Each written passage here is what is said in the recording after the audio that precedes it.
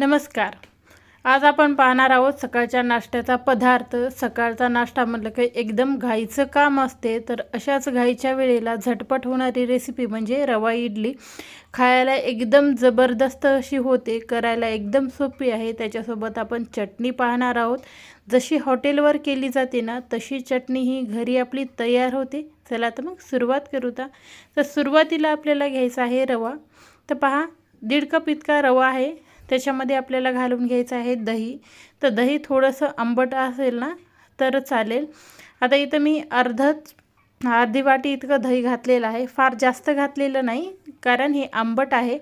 तुमचं जर साजूक दही असेल तर 1 वाटी घाला. तर पहा, अर्धी वाटी दही घालून छान आपल्याला फेटून घ्यायचं आहे, याला मिसळून घ्यायचं आहे.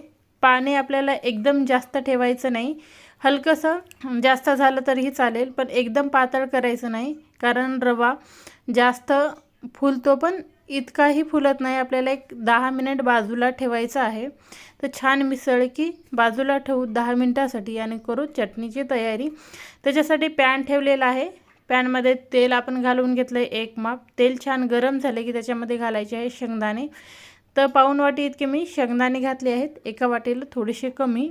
आता काय करायचं, आपल्याला लालसर होईपर्यंत त्याला हलकंसं भाजून घ्यायचं आहे 1-2 मिनटासाठी. आता हलकेसे भाजले त्याच्यामध्ये आपल्याला घालायची आहे डाळवं, म्हणजे फुटाण्याची डाळ. जेवढे शेंगदाणे तेवढी डाळवं आपण घेतलेलं आहे. हे सुद्धा घालून अजून याला 1 ते 2 मिनटासाठी छान लो ते मीडियम हीटवर आपल्याला भाजून घ्यायचं आहे. आता हे हलकंसं भाजले की त्याच्यामध्ये घालायचे आहेत हिरव्या मिरच्या.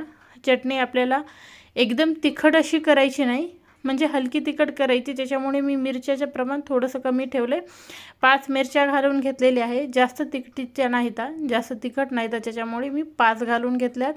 आता यालासुद्धा आपल्याला परतून घ्यायचं आहे. त्याच्यानंतर आपल्याला त्याच्यामध्ये घालायचे आहे 1 लिंबू असते ना तितकी चिंच. या पद्धतीची जर तुम्ही इडली केल्या ना, जशी हॉटेलमध्ये मिळते ना अगदी त्या चवीची, अगदी तसा दाटसरपणा आणि चवीलाही जबरदस्त अशी होणारी ही चटणी तयार होते. आता हे सर्वही जिन्नस परतून झाले की त्याच्यामध्ये आपल्याला घालायचं आहे ओलं खोबरं. तर ओलं खोबरं आपल्याला सर्वात जास्त घालायचं आहे. आता खोबऱ्याची चटणी आहे त्याच्यामुळे मी मोठी 1 वाटी भरून इतकं खोबरं घातलेलं आहे. खोबरं आपल्याला जास्त भाजायचं नाही, हलकंसं भाजायचं आहे. तर पहा, 1 मिनिटासाठी भाजल्याच्या नंतर आपल्याला हे सर्व जिन्नस काढून घ्यायचे आहेत आणि थंड करून घ्यायचे आहेत. थंड झाल्याच्या नंतरच मिक्सरच्या भांड्यामध्ये घालायचे. गरम आहेत तोपर्यंत मिक्सरच्या भांड्यामध्ये घालून आपल्याला चटणी वाटून घ्यायची नाही, छान थंड होऊ देता. आता सर्वही थंड झाल्याच्या नंतर आपण मिक्सरच्या भांड्यामध्ये सर्व जिन्नस घालून घेतले. त्याच्यानंतर घालायची आहे कोथिंबीर. आता मी ते जास्त नाही, अर्धा कप इतकी कोथिंबीर घातलेली आहे. चवीपुरतं आपल्याला याच्यामध्ये घालायचं आहे मीठ आणि घालायचं आहे पाणी. 1 वाटी इतकं मी घातलेलं आहे. नंतर जसं लागेल आपल्याला तसं आपण घालून घेऊ. 1.5 ते 2 वाटी लागते, जास्त वेळ लागत नाही. तर पहा, एकदम आपण पातळही केली नाही आणि खूप अशी घट्टसुद्धा केली नाही. तर या पद्धतीची आपली चटणी एकदम बारीक अशी वाटून घ्यायची. तर छान आपली पेस्ट ही चटणी तयार झालेली आहे. आता त्याच्यावर छानसा एक तडका देऊता, म्हणजे जशी हॉटेलमध्ये होते ना अगदी तशीच ही चटणी तयार होते. तर पहा, इथं मी तेल घालून घेतलं आहे. जास्त आपल्याला तेल घालायचं नाही, 1 माप इतकं तेल घातलं आहे. त्याच्यामध्ये घालायची आहे मोहरी. तर अर्धा चम्मच आपल्याला मोहरी घालायची आहे. मोहरी छान फुलली की त्याच्यामध्ये घालायचं आहे अर्धा चम्मच जिरं मोहरी दोन्ही चांगले तडतडले की त्याच्यामध्ये घालायचं आहे पाऊण चम्मच हिंगाचा खूप छान चव उतरते. आता गॅस आपण बंद केला आहे आणि त्याच्यामध्ये घातलेली आहे मिरची. तर मिरचीचे मी तुकडे करून घातले, त्याच्यामुळे त्याचं आतलं जे बी आहे ते सुद्धा छान तळल्या जाते. आता ही फोडणी आपल्याला हा तडका घालून घ्यायचा आहे चटणीवर घालून घेतला की छान याला मिसळून घेऊता. तर पहा, या पद्धतीचे आपल्याला मिसळून घ्यायचं आहे. 1 मिनिट लागू शकतात सगळी प्रोसेस करायला. चटणी छान थंड होऊ देता पूर्ण जिन्नस आणि नंतर काढायला. तोपर्यंत आपला रवा छान भिजलेला गेलेला आहे. तर पहा, चटणी आपली तयार आहे. बाजूला ठेवून देऊता आणि रवा भिजलाय त्याला आता आपण घेऊता इडलीसाठी. तर पहा, रवा छान फुला गेलेला आहे आपला, 10 मिनिट झालेले आहेत। आता त्याच्यामध्ये घालायचं आहे आपल्याला चवीपुरतं मीठ आणि त्याच्यामध्ये घालायचं आहे अगदी थोडासा सोडा, जास्त घालायचं नाही आपल्याला, तर अगदी थोडासा घातलेला आहे। छोटा एक पाऊण चमच असतो ना, तो घातलाय।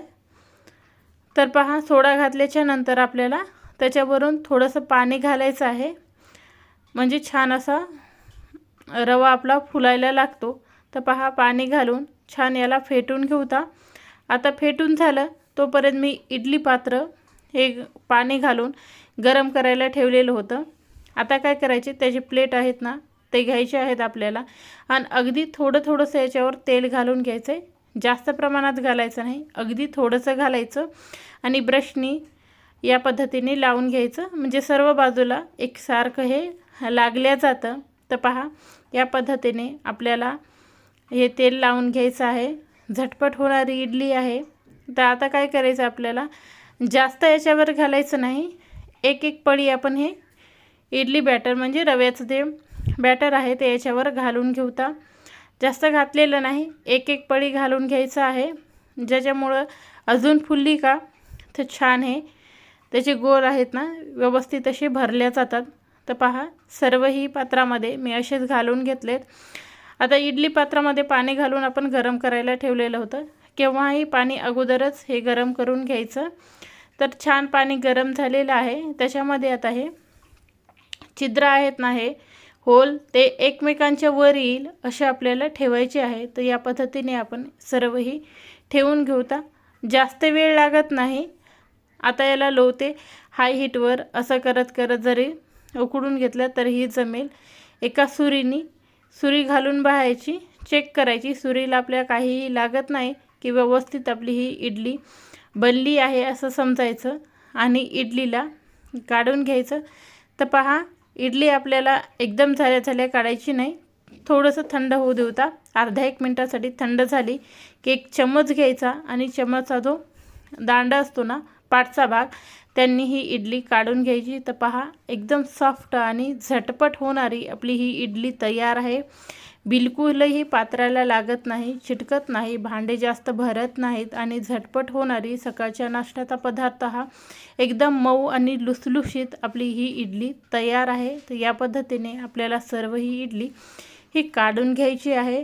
अशाच पद्धतीने आपण सर्व ही इडली काढून घेऊता। चटणीसोबत खायला ही इडली जबरदस्त अशी लागते। सांबर चटणी काहीही असो, आपण ही चटणी केली तर सांबारही करायची गरज नाही, चटणीची चव एवढी छान लागते। तर पहा, आपल्या ह्या झटपट बनणाऱ्या इडल्या तयार आहेत। आता आपण वाढायला घेऊ।